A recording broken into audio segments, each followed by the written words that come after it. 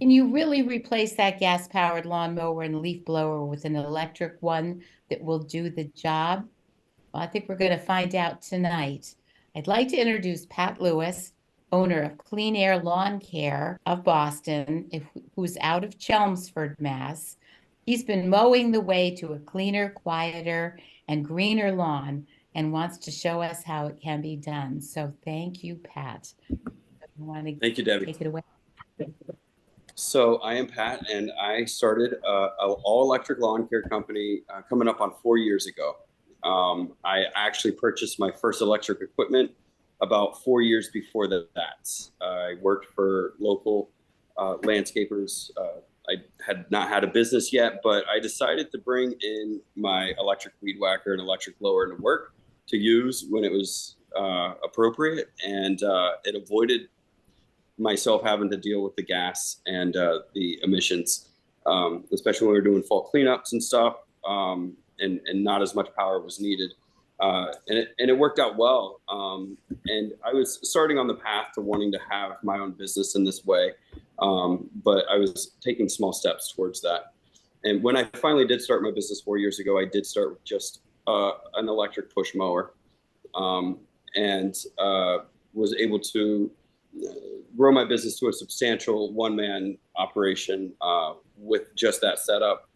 Eventually, we went and got our first zero-turn mower, a 42-inch homeowner edition of a mower, and since then we've grown the business up to be able to carry a three-man crew with 3 commercial mowers and all the small tools we need to keep up with, essentially, to keep up with the gas lawn care companies and what their capabilities are in a day. We use solar power. We pull power off the inverter of our truck, and we take power out in the day with all our charged batteries and our charged equipment. And our real goal is to match what all of the other landscaping companies are doing, and mainly lawn maintenance, and to prove the switchability of this, so that we can eventually see everybody make that switch, and electric lawn care become the norm instead of a unique niche. And we've made strides there. Eventually, we'll have all electric trucks and vans, and then we'll have a goal of getting to a zero carbon or a net carbon situation where the business is almost leaving no carbon footprint, and that's the ultimate goal. The homeowner end of things has a lot less needs for the equipment to be able to last all day, and to be able to handle so many lawns and properties and stuff. And so I feel like there's even more of an advantage there for homeowners that are willing to do their own lawn care and purchase the homeowner equipment. It's much less of a cost than commercial equipment, and it's becoming very comparable to why would you buy a new gas push mower when you have a very comparable price with electric push mowers. Massachusetts also gives rebates right now, $75 from Mass Save for a push mower, and I believe $30 for each weed whacker, chainsaw, and an electric blower. And so those are also really good reasons to make that switch. Mass is helping us out a lot there. They also help out the commercial end with larger numbers on large commercial equipment purchases. I was able to take advantage of some of that in the past. And let's see if I covered everything. It's really the way. The quieter, all of our customers really like the fact that we're quiet. If the homeowner has a dog that likes to bark when somebody pulls up, that's really the only time that homeowners know we're there. And oftentimes I'm able to sneak by the dog, even knowing I'm there, depending on the property. And that's really made a big difference. And as far as employees and operators of the equipment, homeowners included, it's much nicer to not have all the vibration and noise and the dealing with the gas itself, and the maintenance of a gas engine. You know, we end up having a shop that's like really clean all the time. A little grass clippings here and there, but there's not oil stains and the smell of gas and stuff in our shop. It's really something. We live in a tight little subdivision, and pulling my equipment out in the morning, and nobody even knows that I'm running a landscaping company out of my garage for the most part, because we're not rattling a bunch of engines in the morning while we're loading up. Our equipment is, when we're not mowing, it's silent as we're driving around. And that experience is something that is really unique when you first start working with this equipment, and then you get used to it, and then you get to a point where you would never go back to riding a gas lawnmower across the lawn today would feel very foreign to me after being so removed from it. So, Pat, could I ask Yes, a couple of questions? yes, please do. First of all, if you could explain sort of the equipment that you have, Mhm. and then, for example, how you charge it throughout the day if you need to, Mhm. basically the functional part of the business to keep everything running. So this was a recent addition to our truck, which almost doubled our capacity overnight, and that was an EcoFlow generator. So we have an EcoFlow Delta Pro. I waited till a holiday and got almost a 50% discount on this $7,000 system. But what this is it takes in many inputs. So 110 or 220 from the house power, solar. It can take up to 40 panels, so way more than I'll ever put on there. And then an alternator kit, so it can pull up to 800 watts off your alternator. While you're driving, your alternator is actually making excess electricity that is then and so the device pulls only running fine, but pulling a pretty substantial amount of juice off your alternator during the day. And all that goes into this EcoFlow Delta Pro. On the front, it's got 110 outlets and 220 outlets, and we just keep chargers and the mower charger plugged in there. And whenever things get back to the truck after they've been servicing the lawn, they just get plugged in right away. Our small batteries, Husqvarna Greenworks and Eco batteries, when one is completely depleted, we just put it on a charger and grab the next one from our box. And on a good day, good consumption day, we'll really never go past those two batteries, even though we have many extras. Our batteries charge almost as fast as they deplete. It's also made it to where we have less batteries to carry, where we used to be responsible for 45 handheld batteries in the day. Now it's more like 20. So you run some big equipment too with batteries, Yeah, right? so my biggest piece of Like one of equipment is a those stand-up 52. mowers and Yeah, stuff. it's a 52-inch mower. It's about 1,600 pounds. The battery in it is a 500-pound battery that's only removed by a professional, by some sort of a hoist. So that's just a plug and play. I don't have to pull batteries out of it or anything.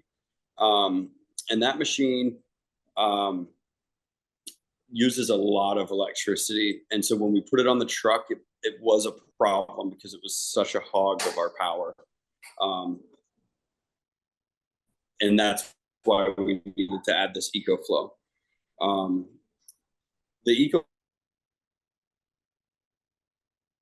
needing something even more scaled up. It's a simple couple other items that you purchase from EcoFlow that are expansion batteries that increase that capacity even more. But our goal now that we're at this position is to increase our solar so that we're getting more. We're trying to decide where we get our electricity from. We want to get more from the solar. That's something that we're in the works on because we need to build a very large rack over our truck, like a ladder rack. And so that's something still in the works. The EcoFlow, though, is really great. And there's smaller systems than mine that would be efficient if somebody were to want to put it in their shed, that they keep their equipment in and put a panel on that shed, and they could essentially be charging their push mower batteries and their trimmer batteries and stuff out in a shed off of a single panel. And a homeowner might only use their equipment, a push mower every 2 weeks if they've got a small lawn and they mow every 2 weeks.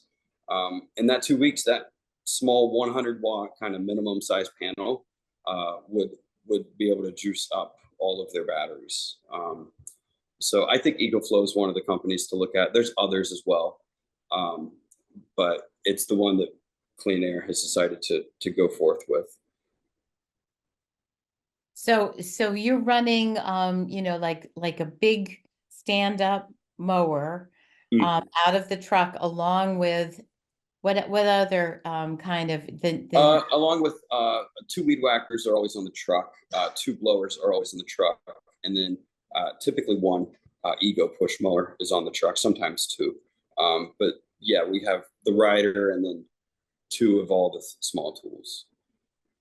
Some days we're going out, doing trimming, so we've got a few different size sets of trimmers for bush trimmers.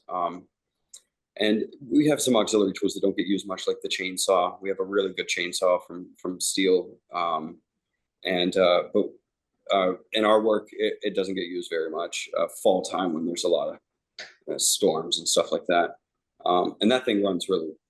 That thing's impressive too, because I've basically dissected a couple hardwood trees up with it, and did that within 1 battery without a charge up. So let's say somebody wants to get into the business. There are other landscapers that want to get away from all of the issues you're talking about, the noise, the oil spills, all the things associated with the mowers. So how would you recommend that people on a commercial level get involved? Are there are there companies that or franchises or contact you, or what? Yeah, if somebody wanted to get into something like Clean Air, perhaps even get into Clean Air, they would be able to contact me. Even if they wanted to get into this and start their own self-named company, and they wanted to contact me, I'd have a conversation with anybody that wanted to start the conversation with me. I do have, if somebody was to go down that road, lots of little things that I could help them avoid that I went through. Like, I tested 5 or 6 different different companies, different batteries, figuring out what we're going to stick with. And now it looks like Greenworks is the brand that we're going to be sticking with for the long haul, for our equipment. Steel is also, so those 2 companies are the main companies we're going to be sticking with. I think Ego is great for homeowners though, and it's the most accessible. They sell at Ace Hardware. So as far as homeowners, really, the Ego really is great for a homeowner. It is the push mower that we're sticking with, so we are keeping some Ego on the truck. And as far as making the change, if somebody were already running gas, a company, and they want to make the change, I would say switch out your push mowers right away. That's going to be the least change that your crew's going to feel. Give them a few batteries and a push mower. Push mowers don't get used all the time in most landscaping rigs, and it's an easy tool to swap out, and you're not going to feel a difference. And how about leaf blowers? There's such a move to quiet leaf blowers and have bylaws against them. Maybe they should start with them. Yes, and this is another one. And in some towns, leaf blowers have been given out to landscapers where there are bylaws, and there's been funding for it. And I work in those towns, and I've seen gas crews where they do use electric blowers because they found a way to get them in the truck, cheap or free. And I've seen, I just saw this recently, a gentleman in a gas company. I didn't know they were going to come out with electric blowers, but then they finished up their job, and he took 2 electric blowers in his hands, handheld style, and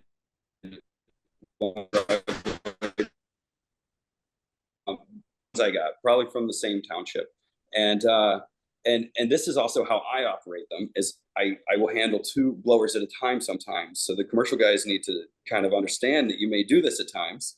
Instead of 30-pound backpack on your back, you've got 2 7-pound blowers in your hands. And in that way, blowing a driveway off is twice as easy as with one, essentially as easy as with a backpack. The backpack, just putting a backpack on to start it, to blow off a 60-foot section of driveway bothered me even 10 years ago. Right. And there's I the always, decibel level, right? I Yeah, mean, Mhm.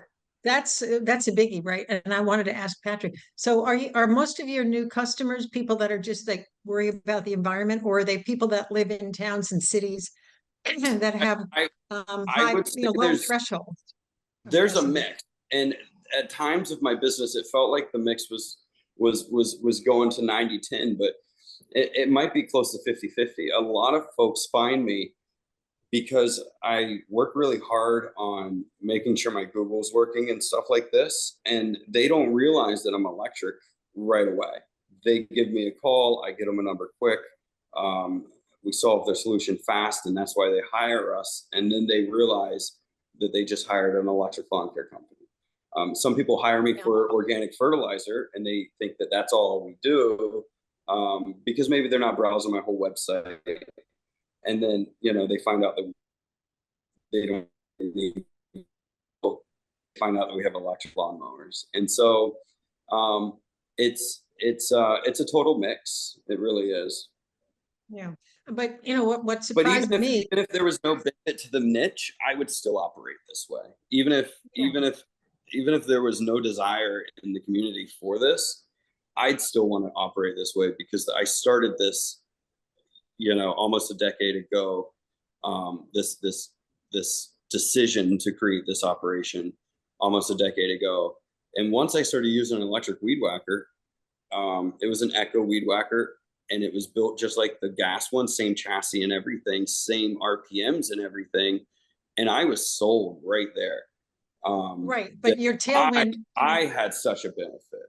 yeah, but it sounds to me like your tailwind is not just people that want to do the right thing and go green, but I mean, like Boston is like 50 decibels and Weymouth is 10 max. How would you look at a town like Weymouth? Do you think that people there are probably already in violation with normal lawn care? So Weymouth has 10 decibels as their limit. Uh-huh. That's That's difficult. pretty low, right? Right? That's a high bar to Yeah, I jump think over. it's low. I think it's low. I mean, I recently was presented to by Quiet Communities and AXA in Lexington, with some Lexington companies, and that I think that, I don't want to speak for AXA, but I think he would agree, and he is the American Green Zone Alliance, so that's his cup of tea, and I think he would agree that's too low, because a handheld electric blower, it operates higher than 10 decibels. Right, but the point is that we live in a neighborhood where everybody has the loudest landscapers I've ever heard in my life, including us, by the way. Mhm. And people really haven't thought much about green landscaping, although you see articles about it. But if Weymouth doesn't change their ordinance and it continues at 10, that'll be a nice tailwind for you, right? Then people will have to, especially when they start enforcing it, they'll have to use a service like yours. Isn't that right? That is right. Yeah, that is right. I think a 40 or 50 decibel is a more appropriate and followable, bylaw. Uh, However, we do have accounts where we do our cleanups with just rakes, and we started doing that before our blower power was very good. A few years ago, our first blowers that we put in the company were not very sufficient. So what we were doing was trying to visit more frequently, and taking care of the leaf cleanup in more of a strategic way. And so that we did not have to use blowers at all. So we were tarp and barrel and rakes. And it was old school, very old school. Yeah, it's old school. And trying to fit it into a capitalistic form, it was difficult. And it was definitely an experiment. We've definitely lost money at times trying to figure some things out.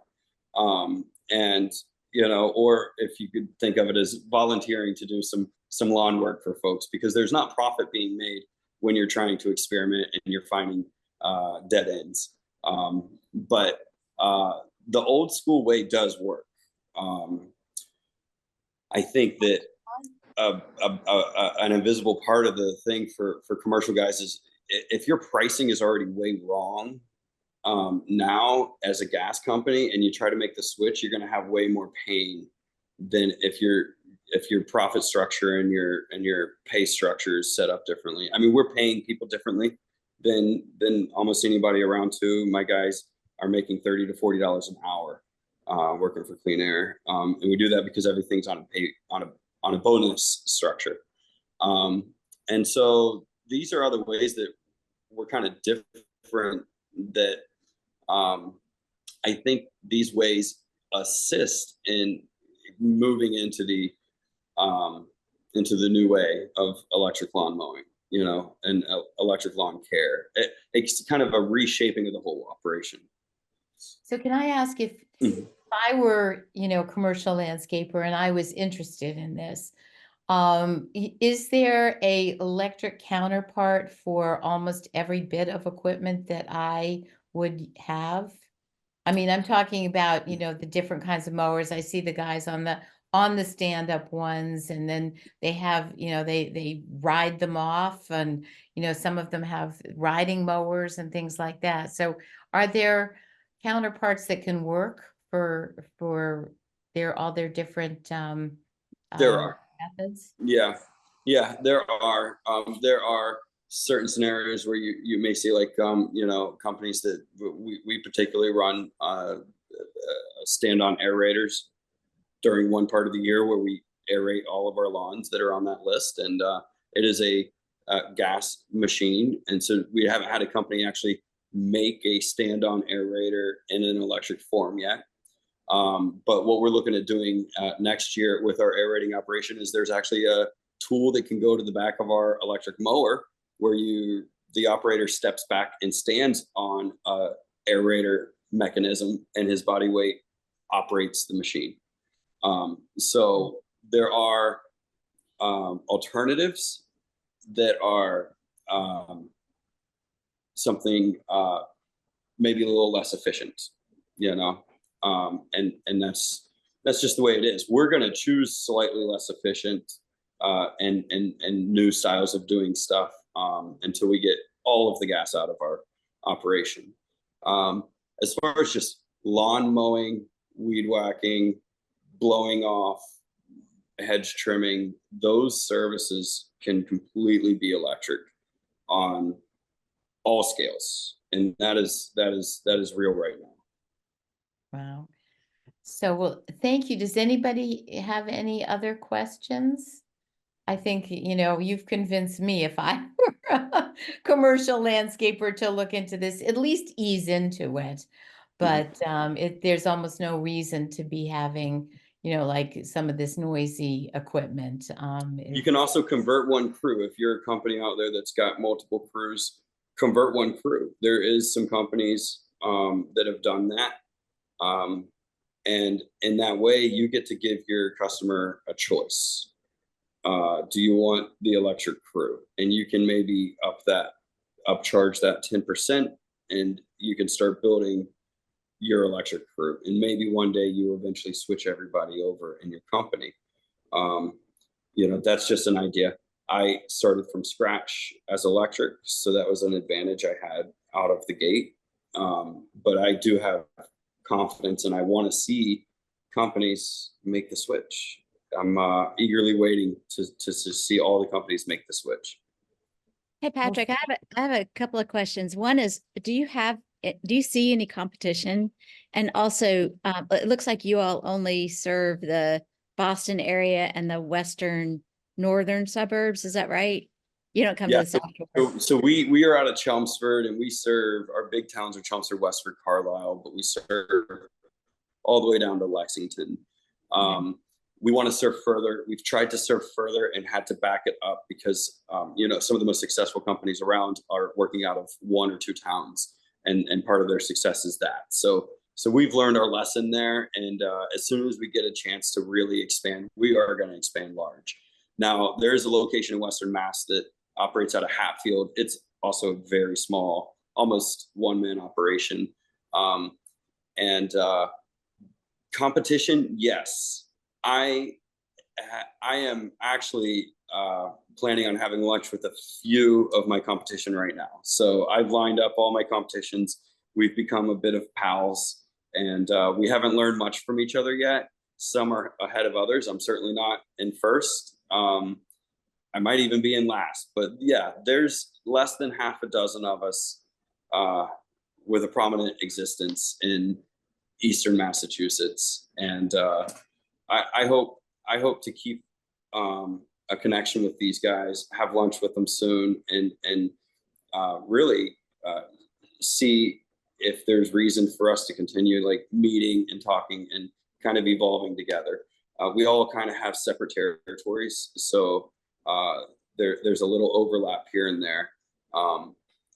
But I think that it's important for us to maybe be kind of a group that helps maybe talk about this or talk to towns like we are right now, and you know, kind of look for more growth around us from other companies, because I think that everybody wins when everybody starts making the switch.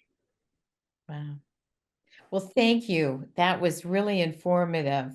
And I think maybe on our part, you know, we can do some things to encourage people to at least start moving that way because I know somebody stopped me the other day and said, what can we do about these incredible leaf blowers? I can't stand it. So I think, you know, we start that way, and you know, and then we can show them that they can keep moving in this direction.